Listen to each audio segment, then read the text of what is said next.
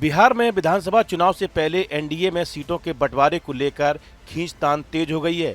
NDA के सहयोगी दल बीजेपी पर लगातार दबाव बना रहे हैं। केंद्रीय मंत्री चिराग पासवान के बाद अब केंद्रीय मंत्री जीतन राम मांझी ने सीटों पर अपने रुख स्पष्ट कर बीजेपी की उलझन बढ़ा दी है। बिहार विधानसभा चुनाव की तैयारी में बीजेपी पूरी ताकत से जुटी हुई है, लेकिन अब धीरे धीरे सहयोगी दल ज़्यादा सीटों की मांग कर गठबंधन के पेंच को उलझाने भी लगे हैं।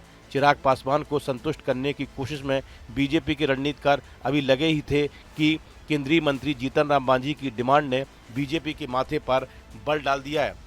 दिल्ली में अपनी पार्टी हिंदुस्तानी अवाम मोर्चा सेकुलर के राष्ट्रीय अधिवेशन में मांझी ने अपनी मंशा साफ कर दी और कहा कि मीडिया में अपनी मांग नहीं रखेंगे, लेकिन हमारे कार्यकर्ता मांग जरूर रख रहे हैं। कोई 40 सीट कहता है, कोई 30 कहता है। जब एनडीए की बैठक होगी तो हम अपने कार्यकर्ताओं की बात बैठक में रखेंगे।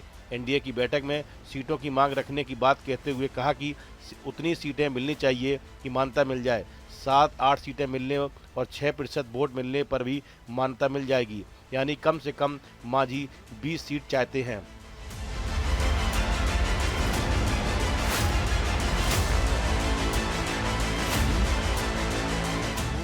जीतन राम मांझी सिर्फ सीटों की मांग पर नहीं रुके। चिराग पासवान को आड़े लेते हुए कहा कि वे एनडीए के साथी हैं, वो अपनी बात इधर उधर बोलते हैं। एनडीए अनुशासित गठबंधन है, मुझे नहीं लगता चिराग ऐसा गलत काम करेंगे कि एनडीए छोड़ देंगे। सीटों को लेकर उनकी जो बात है उसे एनडीए की बैठक में रखें, उनको संतुष्ट किया जाएगा। वहीं बीजेपी इस मुद्दे पर काफ़ी सतर्क होकर बयान दे रही है। बिहार की राजनीतिक हालात को देखते हुए बीजेपी किसी भी सहयोगी दल को नाराज करने का रिस्क नहीं लेना चाहती। यही वजह है कि एनडीए में किसी भी तरह के मतभेद से पार्टी साफ इनकार कर रही है।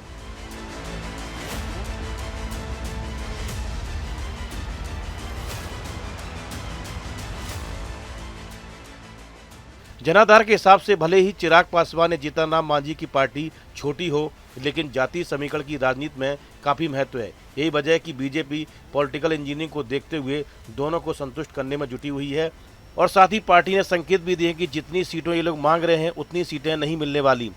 दिल्ली से विकास चंद्रा की रिपोर्ट।